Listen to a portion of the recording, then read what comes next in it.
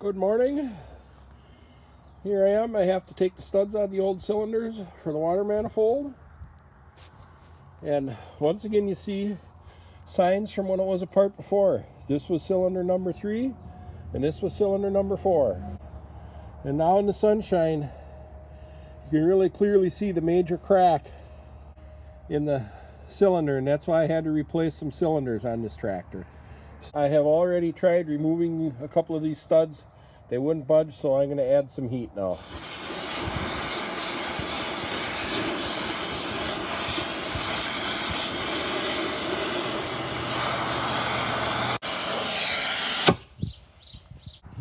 And you know, I always like storytelling.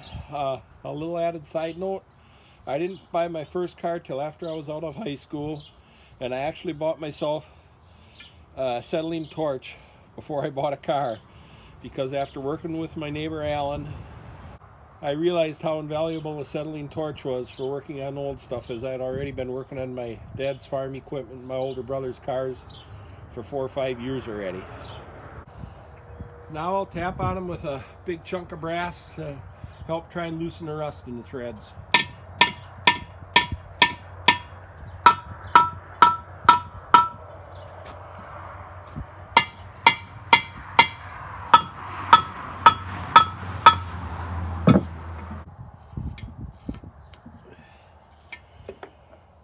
I just like to double nut them before I grab with anything else.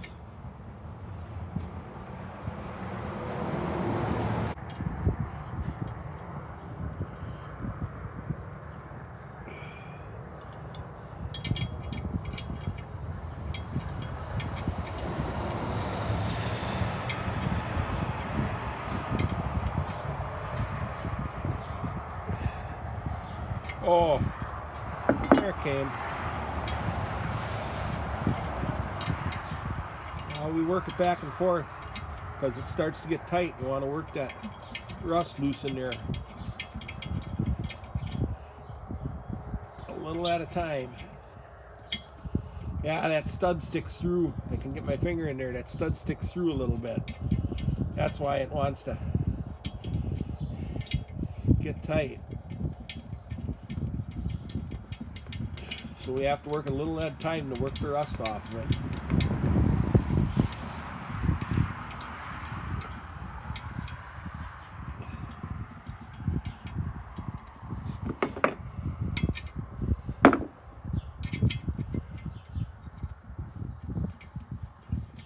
Because if you just force it right away, you'll gall the threads probably. There, now it's coming.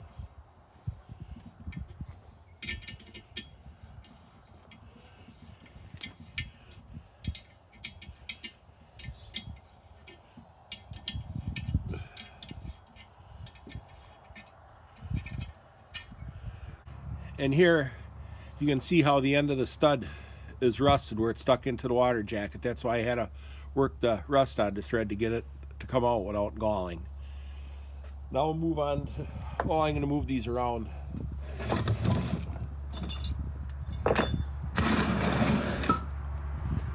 Now I double nutted this and it broke loose.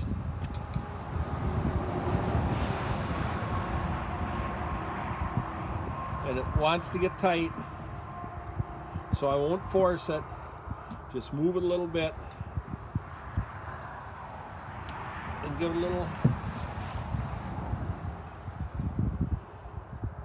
little penetrating oil and give it some time to soak in to lubricate the threads. Because if you try and force it, it starts to get tight. You'll just gall the threads and then the stud will be junk, and you'll just have to get a new one anyway.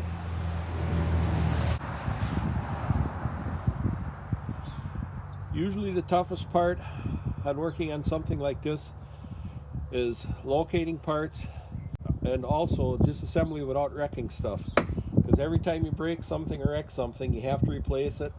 So then you have to look for the part, and then you got to pay for it too. So patience goes a long ways towards saving the pocketbook. See if this one breaks. Yeah, that one came loose right away.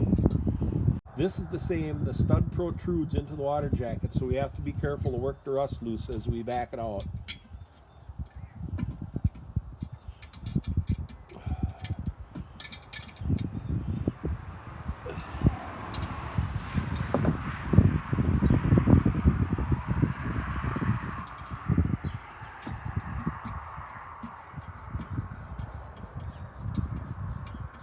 It seems to be loosening up.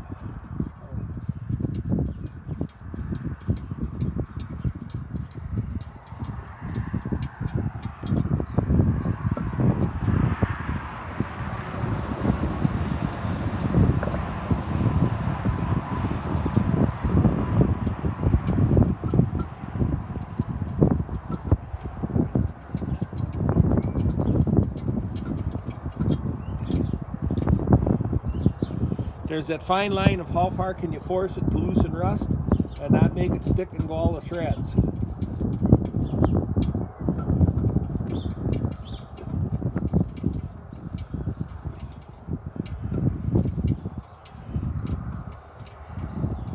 It seems to be coming better now.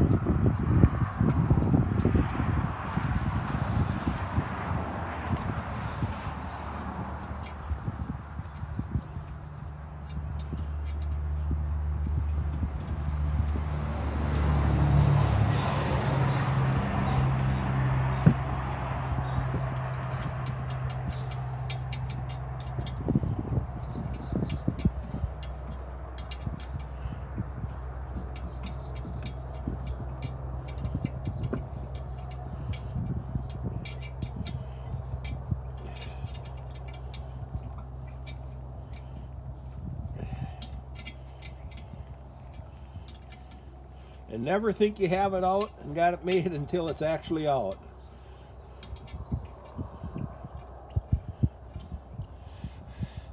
And same thing, rust on the end of the threads. Now we'll go back and wiggle on that one a little more.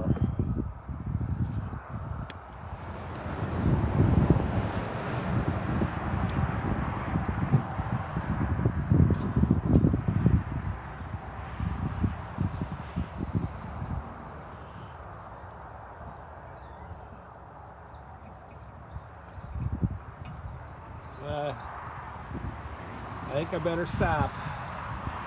Now I'm going to try this one. I haven't tried this one at all yet.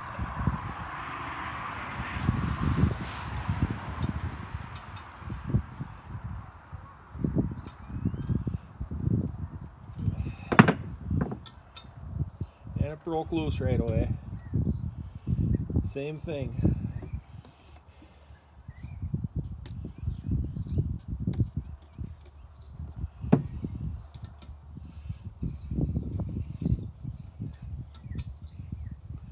This one feels a little more promising than the other. Yeah, this one I think is gonna. I think we got this one. But like I said, you never know until it's all the way out.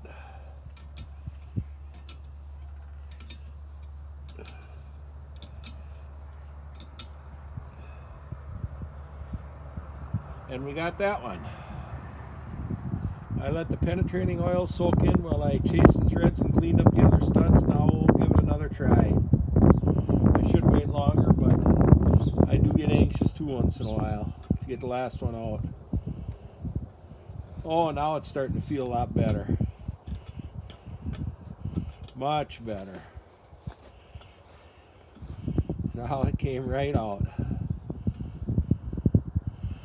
So all the studs are out.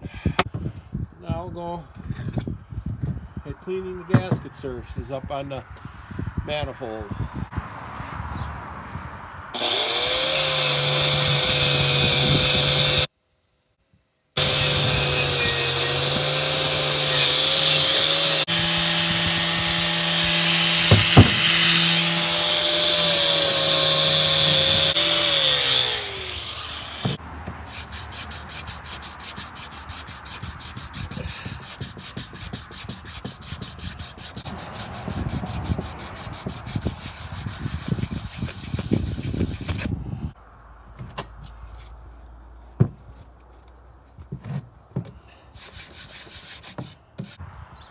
Now those surfaces are nice and clean. We'll check that the water petcock is open.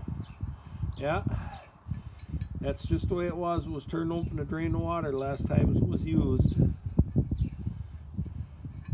So that's good.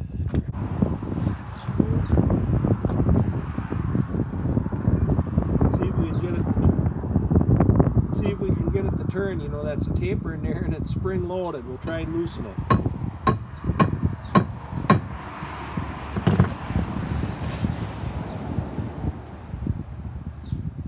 There, now it turns.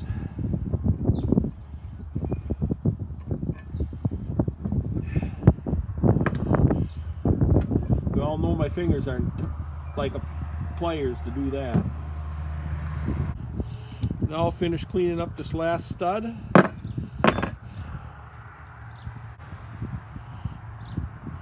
Threads are good on it. Put it in the cylinder.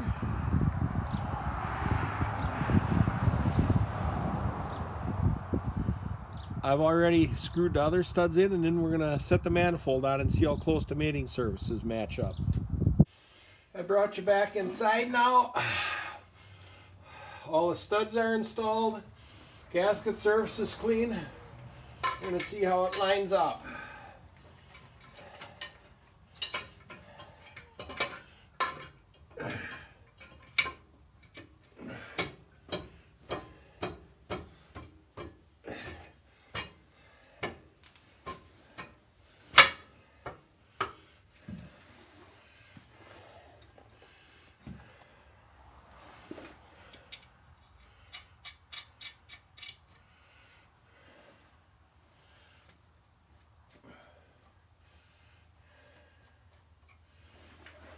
I'm just going to snug up a couple of nuts. I'll have to get a thinner feeler gauge, but right now I have 11 thousandths.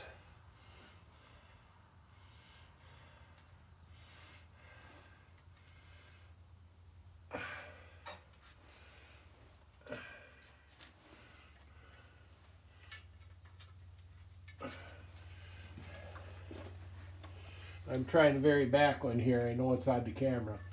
It fits in on the back one. Let's see. Try the 14. And a 14 is tight. The front one is snug. The middle two are snug because I have nuts just snugged up. But the back one I have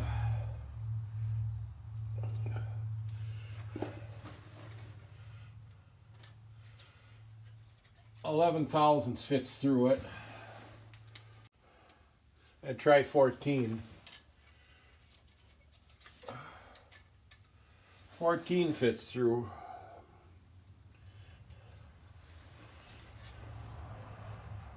I'll try 19. 19 is about snug. So I'm going to get all the nuts and see if the cylinder will move a little bit, and if the rest of them all look good and square where they are, but this one won't come any closer, then I'll just make sure that the gasket I put on the back there will be whatever, whether it be 16 or 18 thousandths or whatever thickness thicker than these gaskets, so that it doesn't put any stress on the manifold at all. I'm sure that little bit wouldn't hurt, but the closer it is, the better. I'm actually going to go on the back side and tap on that cylinder down at the base to see if it moves this way a little bit.